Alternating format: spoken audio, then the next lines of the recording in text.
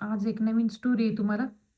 आणि आता तुम्हाला स्टोरी सांगते, ऐका. अश्विनीचं नवीनच लग्न झालेलं असतं आणि दिवसापूर्वी आज तिच्या नवऱ्याबरोबर पहिली सुहागरात असते. मग सासूने अश्विनीला काय करते, तिच्या पतीच्या रूम मध्ये ढकलून देते नवऱ्याच्या, आणि बाहेरून कडी लावते आणि निघून जाते.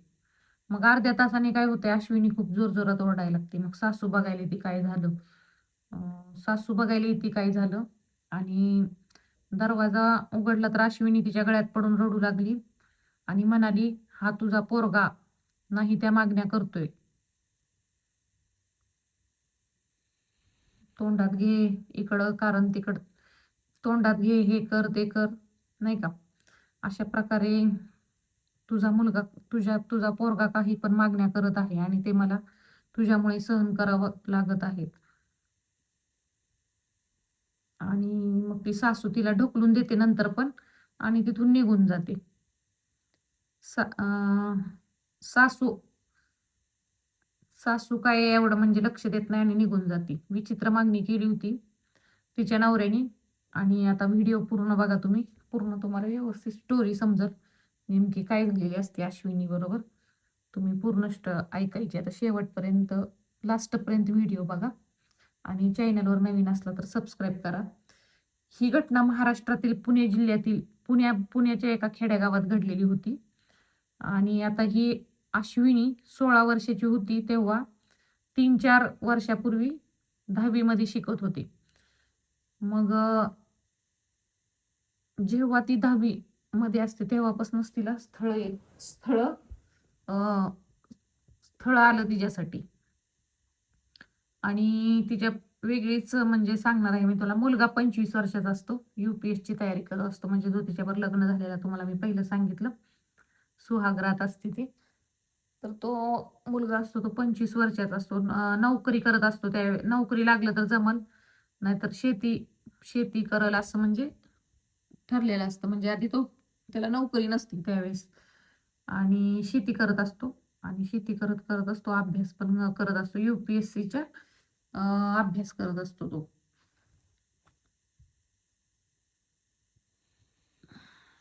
आजची जी स्टोरी आहे ती अश्विनी नावाच्या एका मुलीची आहे.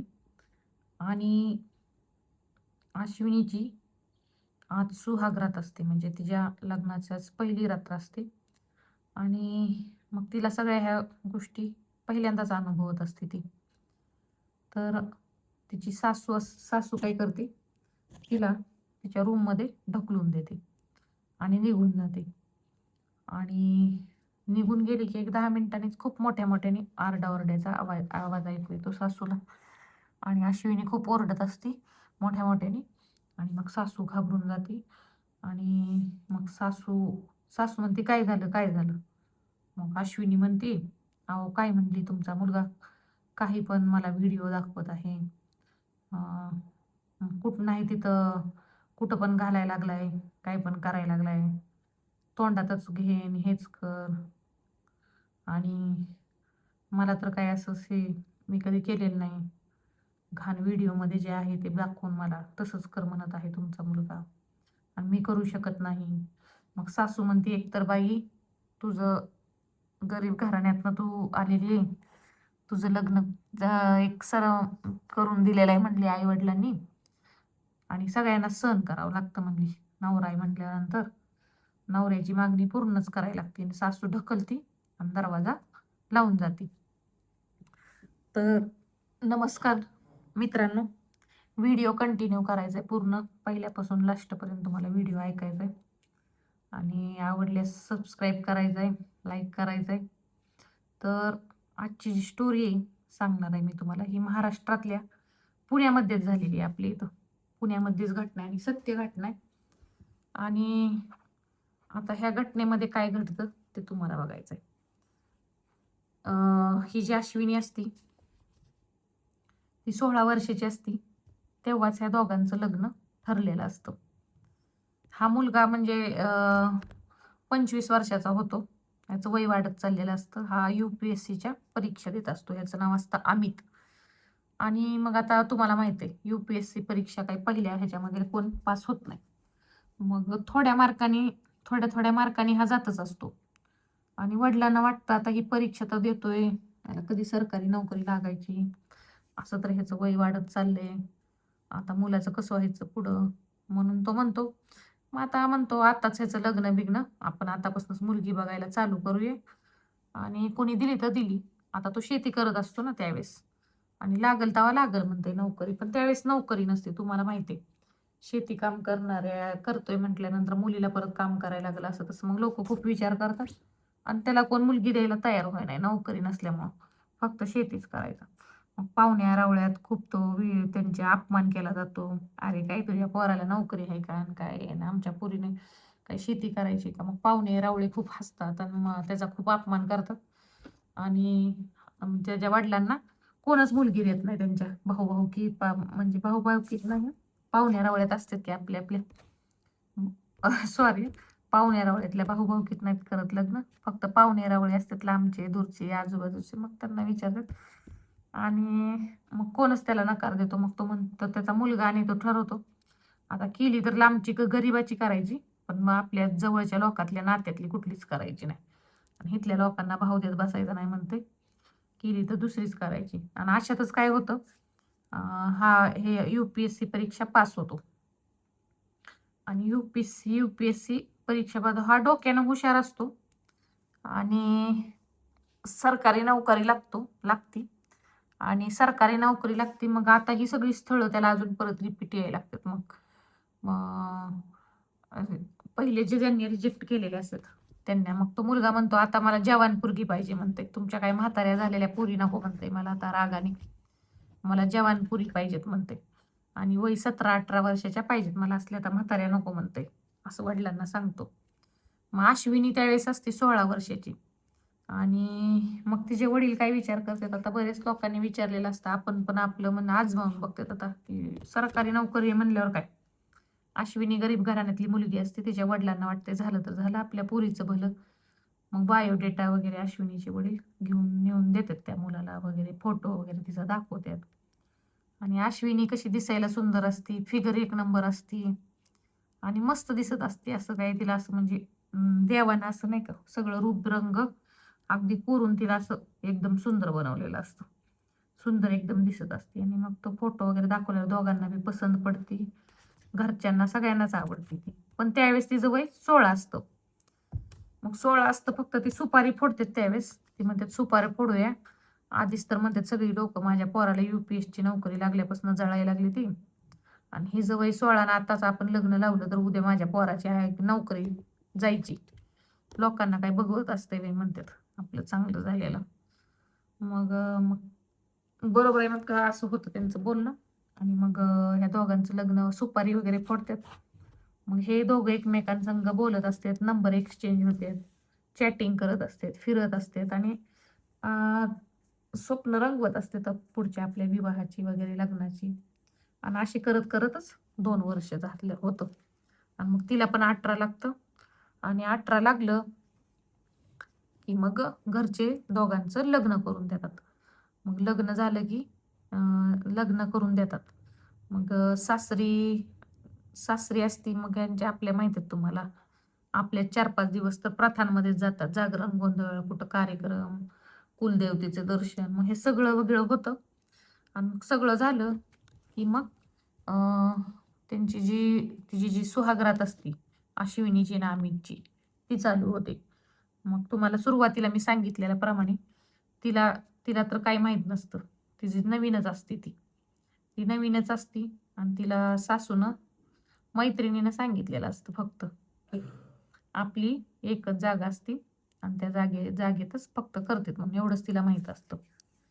आणि मग ही सासू तिला ढकलून येते नवऱ्याच्या रूममध्ये, कारण लाजत असते ना तिनं. आणि मग ढकलून आल्यानंतर हा जो अमित आहे, ह्याला आहे ना अश्लील व्हिडिओ वगैरे बघायची खूप नाही का सवय लागलेली असती.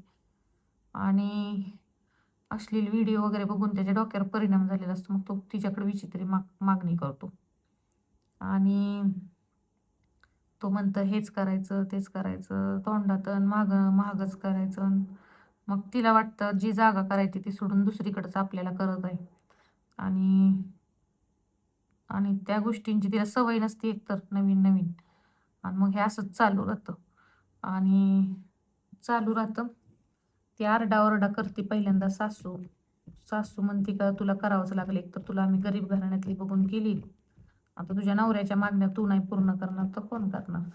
सासूला मग सासू तिला तिथंच ढकलून देऊन जाते. आणि मग तिला तर काही म्हणजे पर्याय नसतो. आता नवऱ्याचं कुठं सांगणार तिनं, आता नवीन तर लग्न झालेलं असतं. आणि मग पहिल्या दिवस ती तशीच सहन करते. रात्र झाली की तिच्या मनात एक घबराट आणि बेचैन येत असते. कारण त्या गोष्टीचा तिला इतका प्रचंड त्रास होत असतो.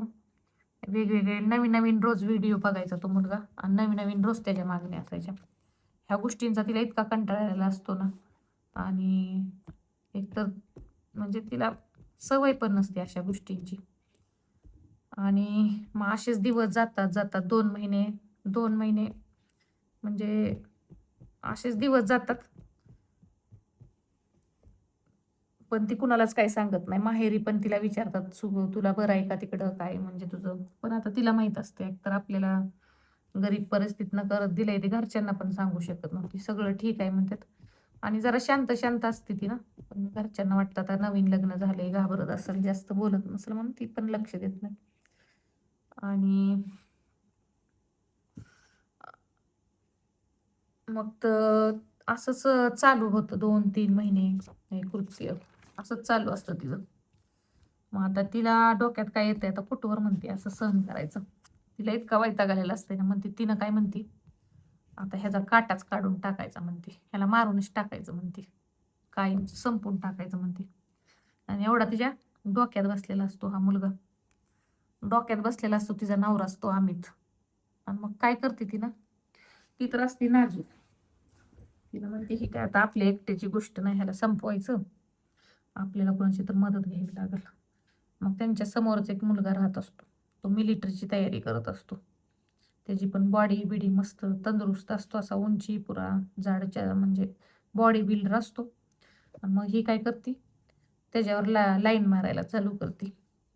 लाईन मारून मारून आता ती पण काय 22 वर्षाचं यंग पोरग असतं.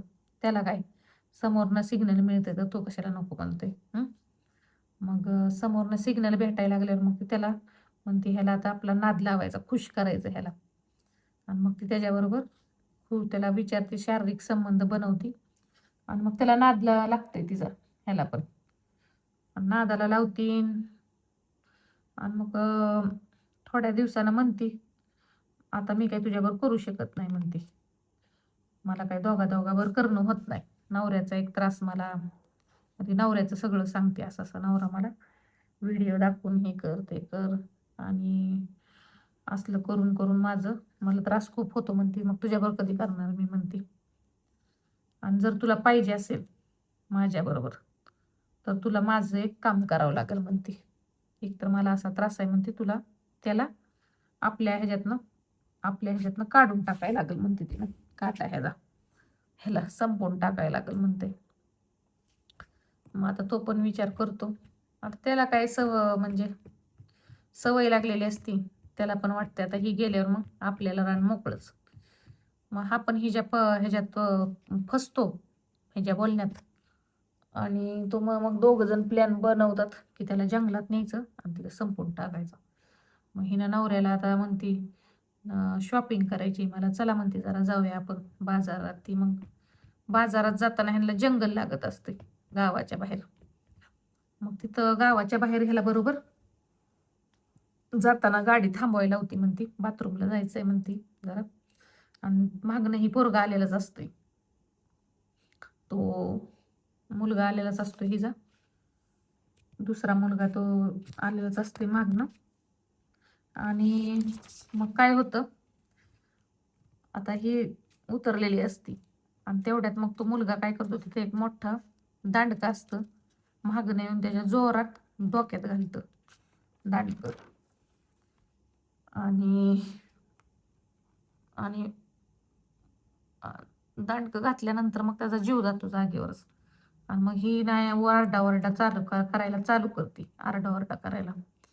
माझ्या नवऱ्याला मारलं, नवऱ्यानं आम्हाला चोर आलती, चोरट्यांनी आमचं सोनं नाणं लुटायचा प्रयत्न केला आणि मग असं तसं बनाव बनवते, असा खोटा खोटा बनाव बनवते.